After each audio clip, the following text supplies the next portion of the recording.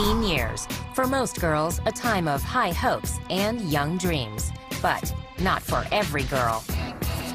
They had taken Linda, wrapped her up in a knife, and they put her into the Subaru. Rebellious acts. Toxic romances. The end result? Lives in ruin. Now your ass is mine, and I'm guaranteeing you I'm no murder you. You had like the American dream and the American nightmare meeting each other on the highway. With rare footage and exclusive interviews from behind bars, we'll reveal shocking stories of teenagers convicted of unthinkable crimes. Really, you could end up here. I want to go home. I really want to go home. When Girls Kill, next.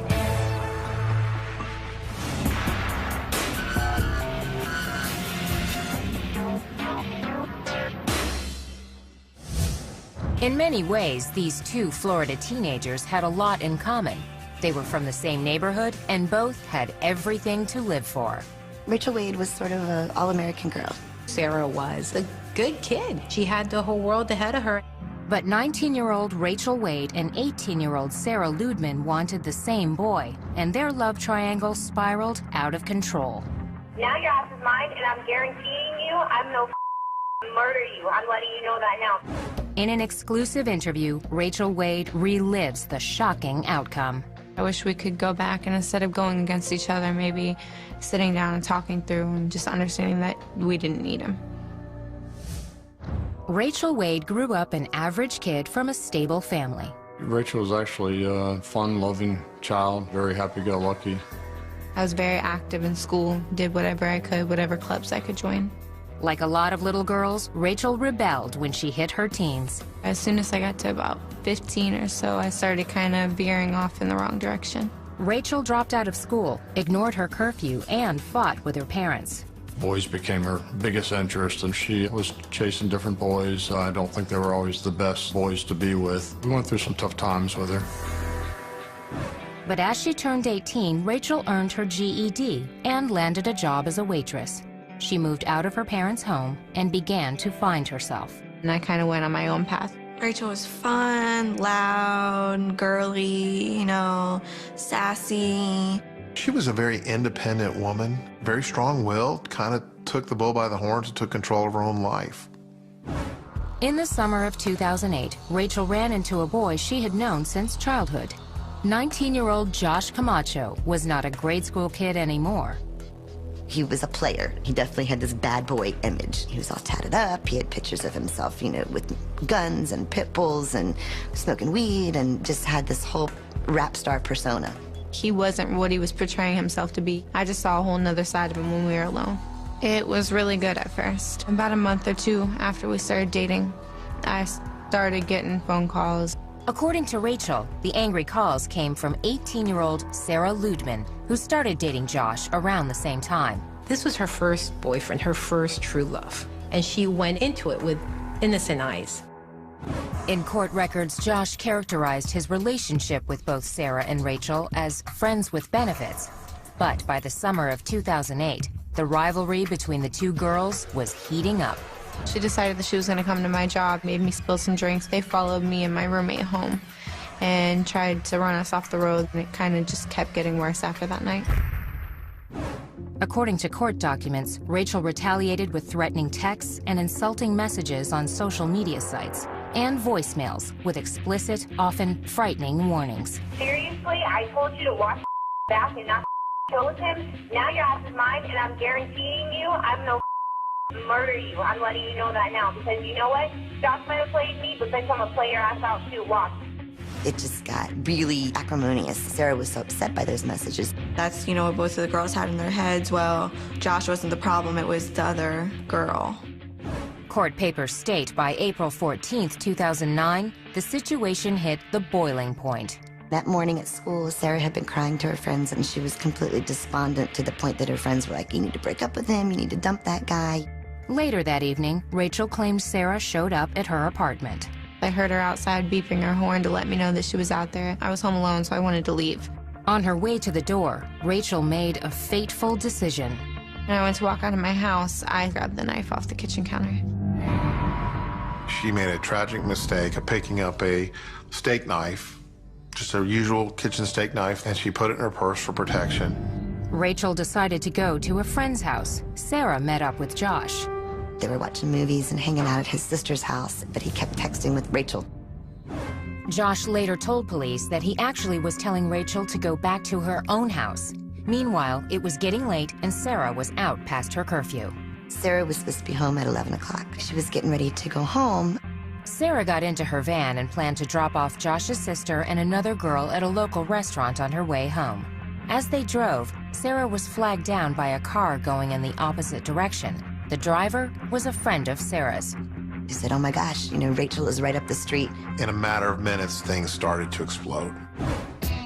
Sarah raced up the street. According to court documents, Rachel was sitting on the hood of her car smoking a cigarette when Sarah's van suddenly appeared.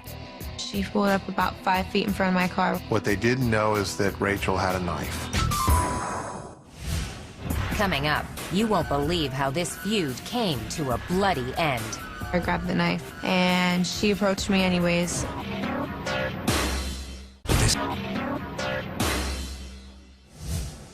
At 12:45 a.m. on April 15, 2009, after months of feuding over the same boy, it was finally showdown time between 19-year-old Rachel Wade and 18-year-old Sarah Ludman. They wanted to confront each other. According to police reports, Rachel sat on the hood of her car as Sarah drove toward her. There were 2 other girls in Sarah's van, including the sister of Josh Camacho, the boy at the center of the triangle. According to court records, Sarah came to a stop just a few feet from her rival. I grabbed the knife, thinking it might scare her off, and she approached me anyways. In court documents, witnesses disagree about who started the fight, but everyone recalls it was over quickly.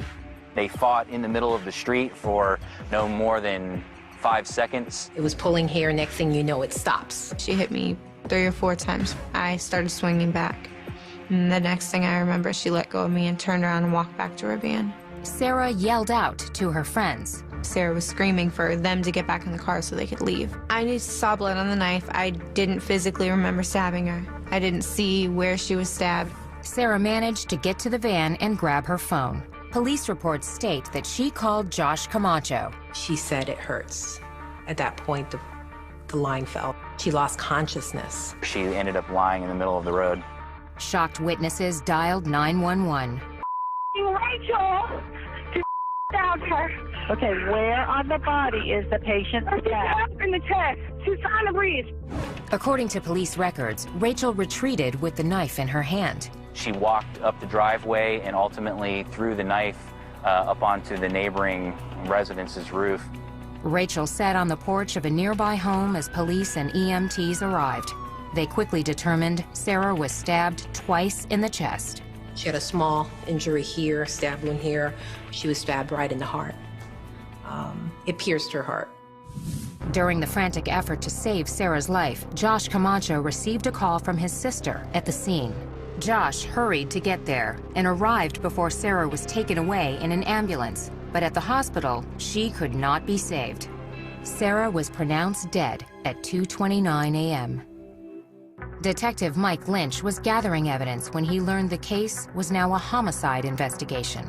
I ended up finding Rachel sitting in what used to be a bench located in front of the residence. Her demeanor was calm.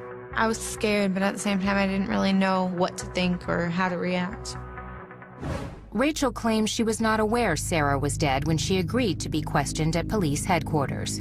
I wasn't under arrest or anything, so again, I was thinking, you know, maybe it's not that bad. I was down at the hospital. Okay, I saw where she was stabbed at. She made no indication that there had been a stabbing, that there was a knife involved. The detective told Rachel exactly what happened. The next piece of information that you need to know is that she is dead.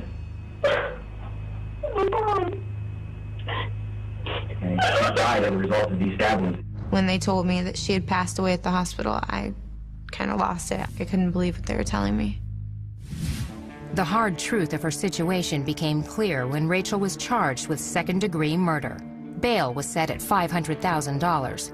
If convicted, the 19-year-old faced life in prison. Fact is, she stabbed her and she killed her. For second-degree murder, I didn't have to prove she intended to murder her. Sarah came looking for a fight, so it was apparent to me that this was a good self-defense case. Murder or self-defense. The lines were drawn when the trial began in July 2010. Among the witnesses called by the prosecution, Josh Camacho.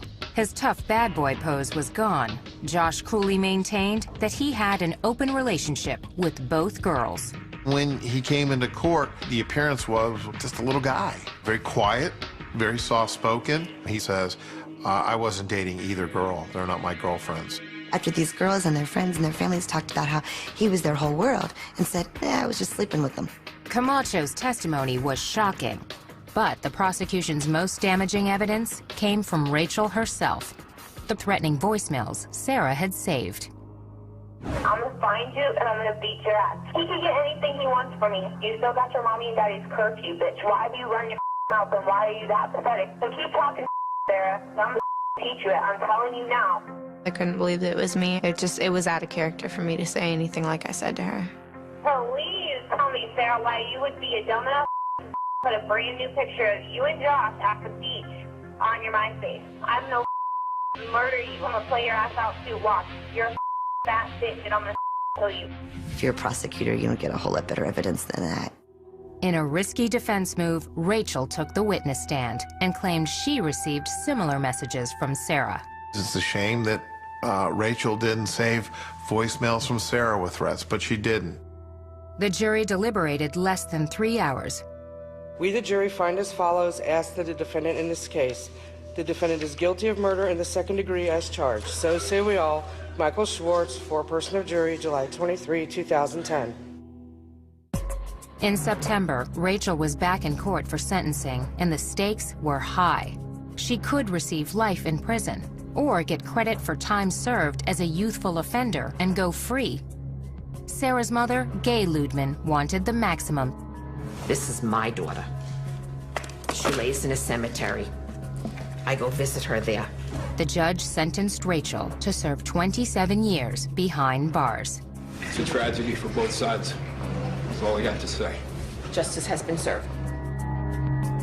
We've lost our daughter as far as having her home with us, but she's still here for us, fortunately, to visit and look forward to someday her coming home. But Sarah's lost. You know, her parents have lost their only daughter. Both parents, I mean, they felt like they did everything they could to be good parents. They'd raised girls that they were proud of. Still, Rachel does have remorse. Not sitting down to talk to Sarah would be my biggest regret. We should have met up and we should have talked. And maybe it should have been him that we confronted. Instead of going after him, maybe walking away from him. No matter what somebody says about you or to you, it's not going to resolve anything to go out and fight him. And really, you could end up here. Up next, this Kentucky teen called herself the Devil's Daughter and unleashed hell with her group of young followers. I sought out people that had been ostracized.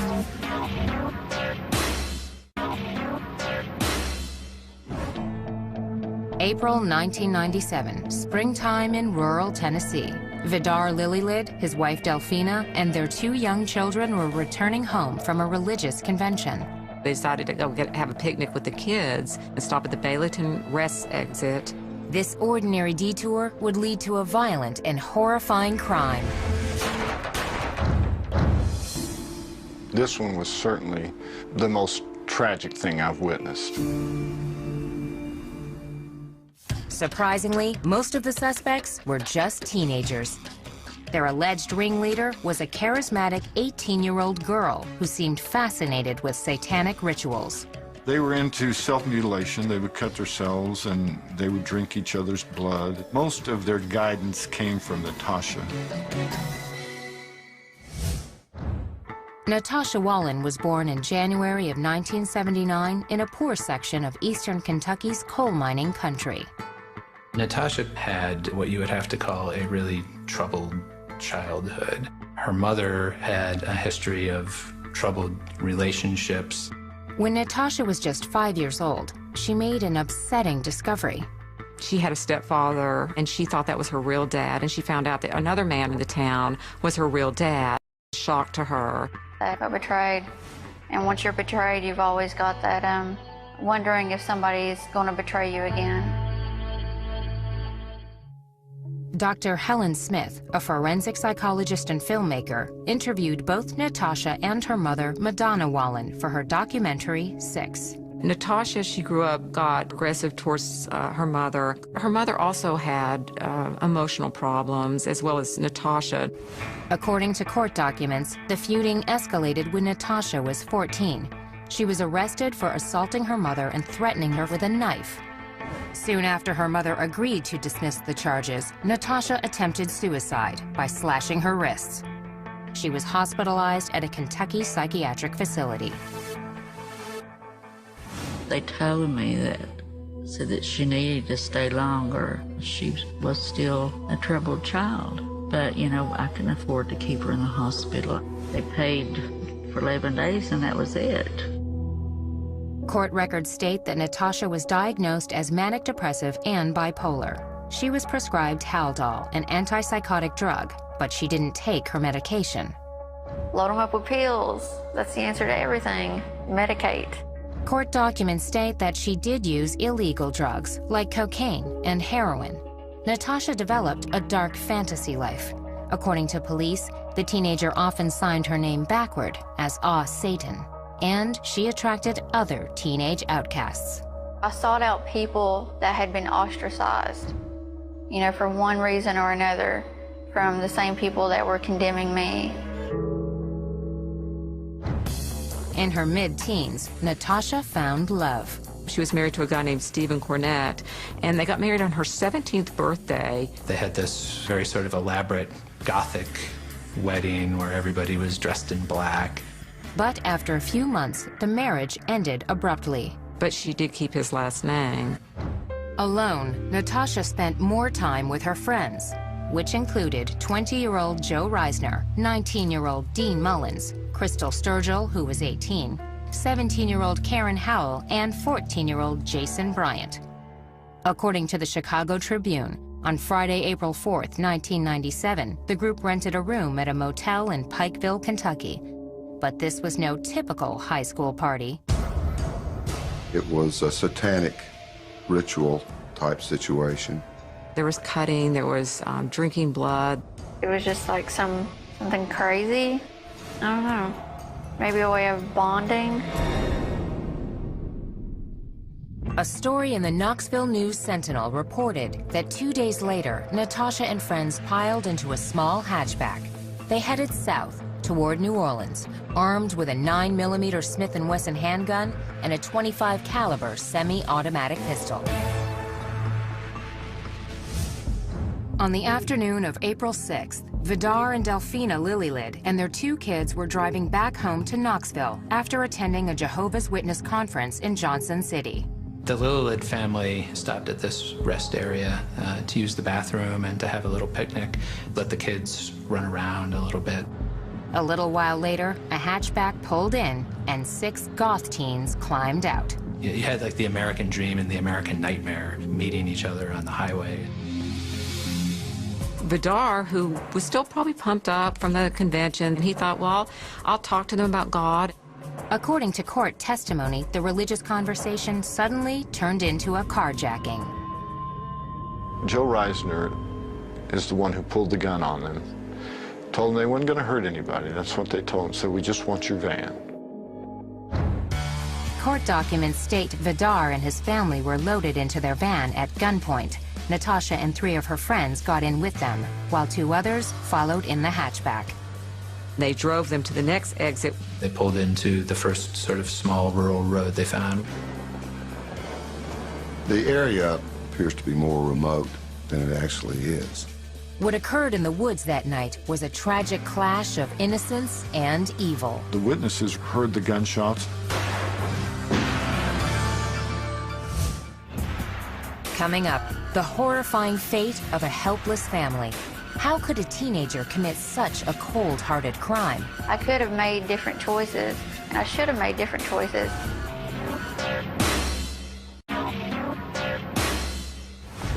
About 8:30 on the night of April 6, 1997, Natasha Cornett and her group of teen outcasts were speeding through Tennessee in a stolen van.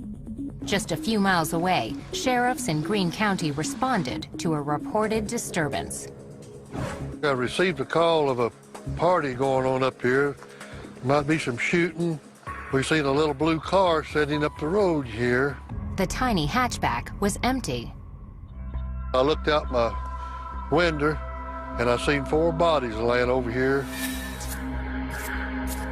The mother and father were dead. They were laying here, and the little girl was sitting over here, and the little boy was here, Kylie, in the ditch, laying on his mama's lap. Vidar and Delphina Lilylid lay in a ditch, both dead from gunshots.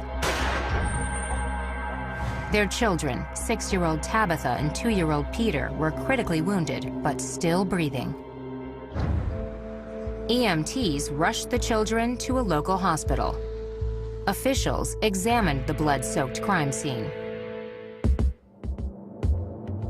The 2 adults, they had 2 wounds in common, bullet holes that formed perfect triangles.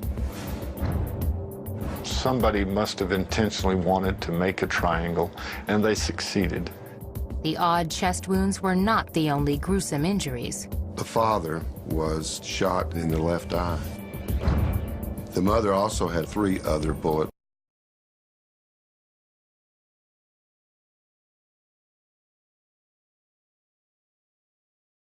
wounds. The next day, Tabitha died in the hospital. 2-year-old Peter still clung to life with gunshot wounds to his chest and right eye.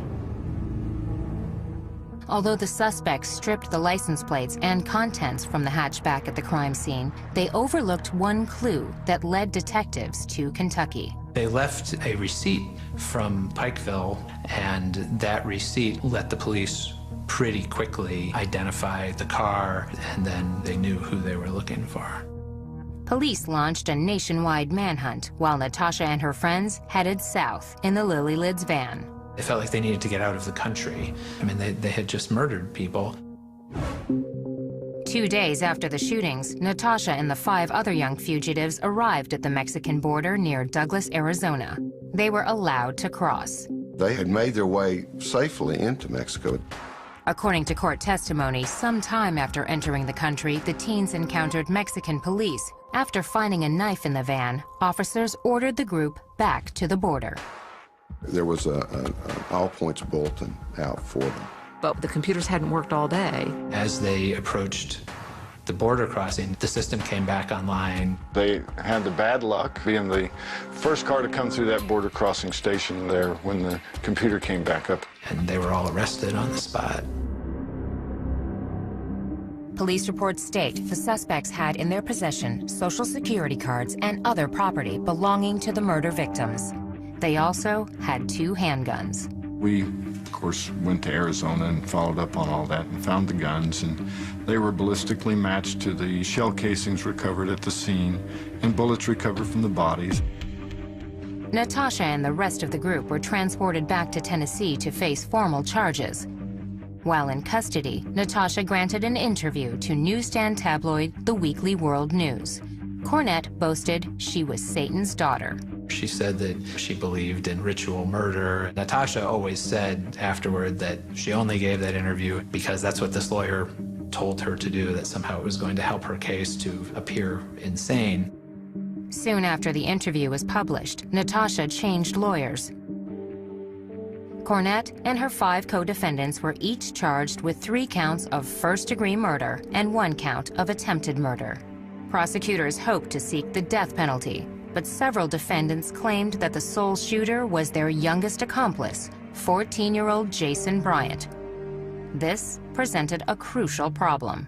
In Tennessee, juveniles cannot receive the death penalty. With the death penalty ruled out for one prime suspect, prosecutors changed their strategy. We dropped the request for a death penalty. We made them the offer that they could plead guilty to first-degree murder and go before the court to have the court determine whether or not they were to serve life without parole or life. In February 1998, all 6 defendants pled guilty. The following month, they appeared for a dramatic sentencing hearing. 4 of the accused addressed the court. Natasha testified she was no longer the leader after the group left Kentucky. Cornett even maintained she tried to stop the shooting of the Lillylid family. I failed in my attempt to stop the death of them. And that weighed heavily on my conscience. The judge ruled Natasha was, quote, not necessarily a ringleader for the killings, but she was the instigator and the orchestrator of the trip and the things that led to the death of the Lillylids. She was the leader of the group. She used whatever she had available to get them into the group and to keep them in the group. She received the maximum penalty, 3 life sentences without parole for the murders of Vidar, Delphina, and Tabitha Lillylid. The 5 other defendants received the same sentence. Plus, all 6 were given an additional 25 years for the attempted murder of the sole survivor, 2-year-old Peter Lillylid. In a sense, a very real sense, they received a death penalty. They will not leave the penitentiary system until they're dead. For her part, Natasha Cornett maintains that better mental health care might have prevented her unthinkable actions.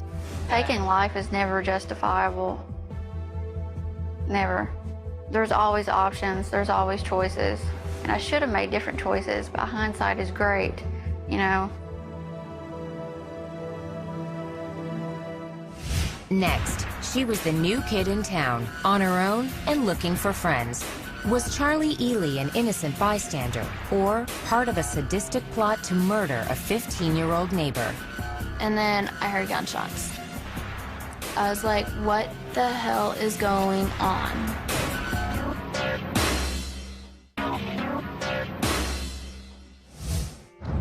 Most of her life, Charlie Ely was a good girl with very bad luck. My parents didn't take good care of me the way they should have, so they lost custody. From her earliest days, Charlie got used to feeling abandoned. By age 18, Ely was married to a 21-year-old with a record. Only 4 months after saying I do, Charlie's home life was again torn apart. He was arrested for violating his probation and left her basically alone. As she reveals in this exclusive interview, the lonely teenager quickly found a new family and a world of trouble that ended in murder. I was one of the kids who was like, as soon as I turn 18, I'm gonna leave. Look at what happened. Not even a year later, where am I sitting? Our childhood, at the beginning it was like a little rough, and then it got a little better. Around age 6, Charlie and her younger sister were taken in by their aunt and uncle. To be honest, I think of my Aunt Lisa, my mom. I think of my Uncle Mike, my dad. By all accounts, her life in Maryland was a typical teenager. Jessica Lukey was Charlie's best friend in high school. The 2 girls were in the Naval Junior Officer Training Corps together. She got along with everyone. She was very outgoing and just really relaxed. She didn't seem like she was the type of girl that would fall into the wrong crowd in high school.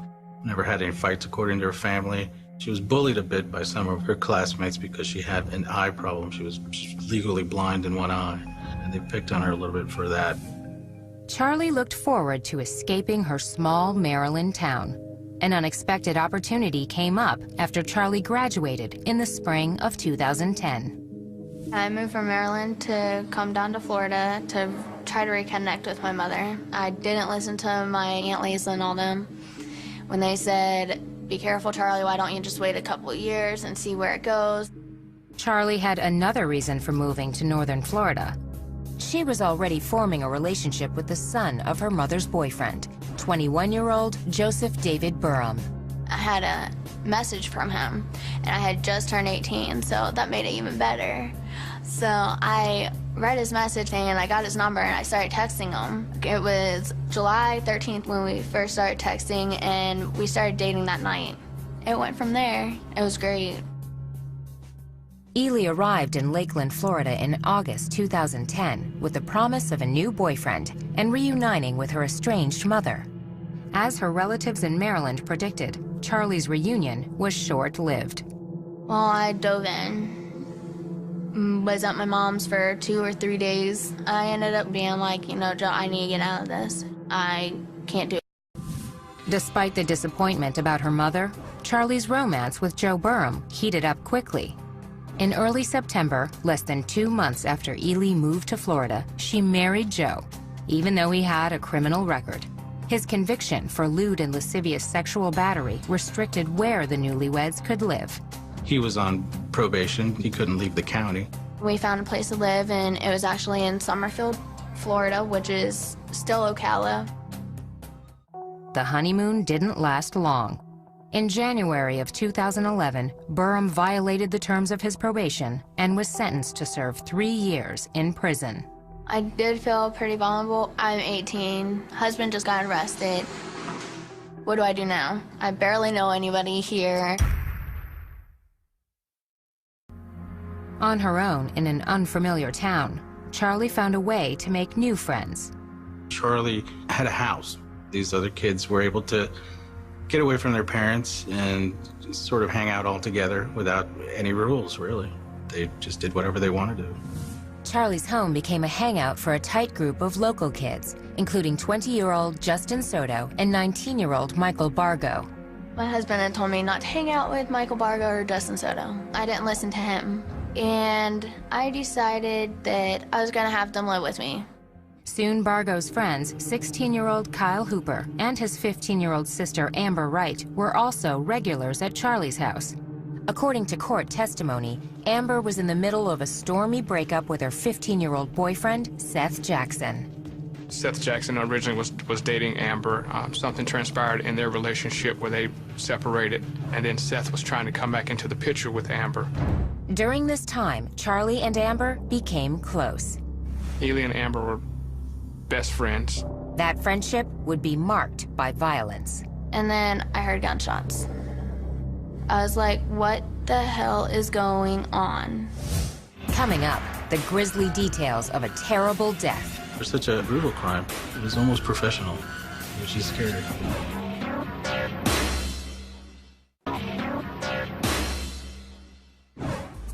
19-year-old Charlie Ely's reunion with her estranged mother fizzled, and her husband was locked up on a parole violation. On her own, in a new town, Charlie invited a group of teens into her home. Ely's new best friend, 15-year-old Amber Wright, had just broken up with her boyfriend, 15-year-old Seth Jackson. All I knew was he was an ex of Amber's. Period. End of story. According to police reports, on the night of April 17, 2011, Charlie helped lure Seth to her house. Charlie had told us that when he arrived at the house that she actually opened the door for him. I was like, hey, what's up? What do you need? He's like, oh, I want to talk to Amber. I was like, okay, come on in. Seth had no idea what he was in for. I wish I could have done something, but I couldn't. According to court records, Seth tried to run out of the house. A neighbor reported seeing 3 male figures chase him and drag him back inside. Although the crime happened in her home, Charlie told police she had nothing to do with it. I was like, holy cow. I ran into my room. I didn't know what to do. I heard a few gunshots, door slamming. According to police reports, Seth was beaten and shot multiple times before he died. Then his body was set on fire. The day after the gruesome attack on Seth, his mother reported the 15-year-old missing. That night, police launched an investigation. On April 19th, 2 days after Seth disappeared, police brought Charlie and some of her friends in for questioning. You know a lot more than what you're telling me. I know a lot more than what you're telling me. Can we agree with that? Law enforcement has a good way to try to coax things out of you. Let's just put it that way. I didn't trick her in any way for her to tell me the truth. You knew that Seth was never going to walk out of your house alive. Is that correct? Yeah. After more than 2 hours of questioning, Charlie was exhausted. I'm all by myself once again. The search led police to a remote lime rock pit where divers found 3 large paint buckets containing ashes and other remains. More burnt human remains were discovered in a fire pit at Charlie's home. There was very little physical evidence of what had actually occurred there. Forensic tests identified the victim as Seth Jackson. For such a brutal crime, it was almost professional, which is scary. Charlie, along with Michael Bargo, Justin Soto, Kyle Hooper, and Amber Wright, were arrested and charged with first-degree murder. All 5 pleaded not guilty. Ely's defense attorney, Jonathan Bull, requested a speedy trial for his client.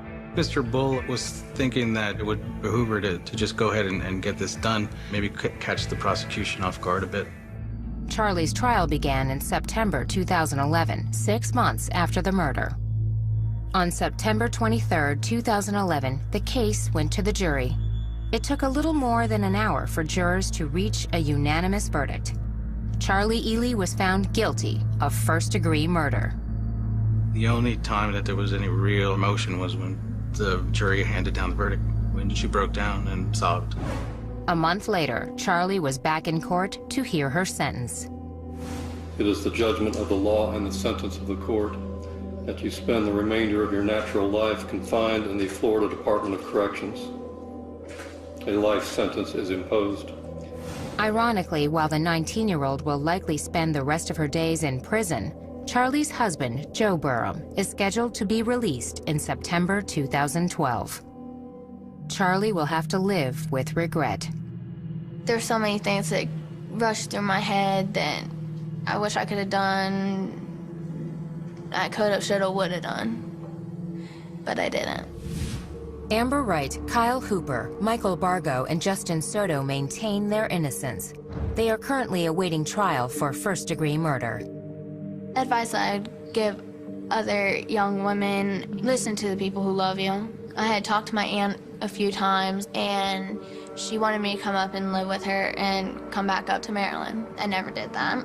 I wish I would have, because I want to go home. I really want to go home. Next, a story so strange it has to be true. The girl who said yes to her mother's murder and lived with the body for almost a month. Tess Dam was truly the mastermind and the driving force behind this.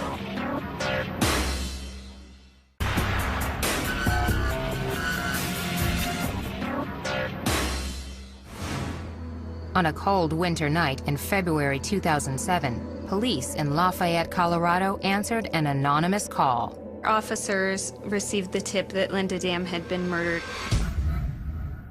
At the home of 52-year-old Linda Dam, police say they found her 15-year-old daughter Tess and Tess's boyfriend, 17-year-old Brian Grove.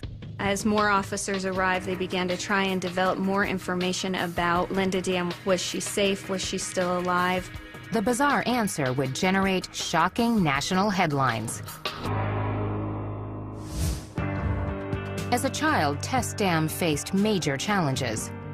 Tess Dam grew up without a father. Her father and mother split when she was 2. Linda was very clearly addicted to alcohol, very severely alcoholic. But by all accounts, Tess and her mother enjoyed a close relationship. In 2004, when Tess was 13, she joined a basketball team at the local rec center. Eddie Anderson was the coach. She really loved her mom. Even in practice, she would go hug her mom. But Linda would come up to me, and I could smell the alcohol on her breath. By 2006, things were changing. According to the Rocky Mountain News, on several occasions, Tess was picked up by police for violating curfew. In July, she was escorted home by a cop who was alarmed by Linda Dam's condition. An officer sees Linda stumbling down the stairs. She's visibly intoxicated. Lafayette police say they did try to get social services to intervene. They faxed over the request to the county social services, and apparently the fax never arrived. A few months later, Tess met Brian Grove at an area youth center. According to the Denver Post, by early 2007, Brian was living with Tess in Linda's home. But the young couple wanted a house of their own. They found a model home worth approximately $500,000, and they told their friends they wanted to kill Linda Dam to get the money to buy this house. A 16-year-old friend named Jared Smith described a conversation with Tess and Brian that started at a local restaurant near the end of February 2007. Smith told police Tess and Brian talked about how much they hated Linda. On the drive back to Linda's home, Brian allegedly asked Tess if she wanted him to take care of her mother. Tess said yes. Brian went in the home while Tess and Jared were driving around. Jared Smith said he had no idea what Brian had planned. Brian later admitted that he had tried to strangle Linda, and that didn't work. Once she lost consciousness, he got a knife, drove it into her neck, and so hard that he actually couldn't pull the knife back out again. Got another knife and ended up stabbing her more times until she died. He stabbed her approximately 18 times. According to Jared Smith, Brian called and asked him to come to the house. When Jared arrived, Brian told him that he killed Linda. Jared said he did not want to be involved. Brian told him that he was already involved. Smith claimed he closed his eyes while he helped Brian move Linda's body. They had taken Linda, wrapped her up in a knife, and they put her into the Subaru. Brian then turned to his best friend, 18-year-old Jared Guy, for help. Brian and Guy were both born in India and raised by Colorado families. We considered each other brothers. In his interview with police, Guy offered a different version of Linda Dam's death. He said Brian Grove told him Linda attacked Tess. Grove simply came to her aid. They said it was more of a self-defense kind of thing, that Brian went in and tried to protect Tess. Jared Guy claims he advised Brian to turn himself into police. But after much convincing, Guy agreed to help his friend dispose of Linda's body. Guy told the cops they considered leaving the corpse in a landfill. Instead, they ended up at a local cemetery. The ground was frozen. Brian thought that they hadn't buried her deep enough, so he brought Jared Guy, and they both dug her back up and then drove back to the house. According to police records, Linda's body remained in the car, parked in the garage. After the entire incident happened, I was just in shock, and I really just wanted to go back to the happy little life that I'd created for my own self. Brian and Tess lived in the home and played house. She would send him things saying, your wifey did the laundry for you. They bought groceries, they cooked. The young couple also acted like rebellious teenagers. They were having parties at the house, car surfing out in the street, and really up to some pretty wild behavior. But the parties ended with the anonymous call to police on the night of February 27, 2007. Prosecutors believe the tip came from one of Tess's friends. When the police showed up to the house, they were able to find the body in fairly short order. Tess Dam, Brian Grove, and Jared Smith were taken into custody that night. Jared Guy was arrested later that week. Jared Smith was charged with being an accessory to the crime and pleaded guilty. He was sentenced to serve 2 years in juvenile detention. Jared Guy was charged with being an accessory to the crime and to tampering with evidence. He pleaded not guilty to both charges. Several months later, Guy agreed to a deal and pleaded guilty to the tampering charge. He was sentenced to 6 months of work release, followed by 6 months of home detention, then 3 years of probation. If I could go back to then and change my actions, I would have still tried to help him, but I would have tried to help him in the sense of, make him call the cops. Ultimately, Brian Grove and Tess Dam were each charged with first-degree murder for the death of Linda Dam. Brian copped a plea to second-degree murder. He was sentenced to 40 years in prison. Tess also pleaded guilty to second-degree murder and solicitation of murder. She was ordered to serve 23 years behind bars. Tess Dam will be released before she turns 40 years old. Brian Grove was a hands-on killer, but Tess Dam was truly the mastermind and the driving force behind this. She's the one that told Brian Grove to kill her mother. These teens could have been the girls next door anywhere in America, until fateful decisions turned lives of promise into lives marked by violence and tragedy.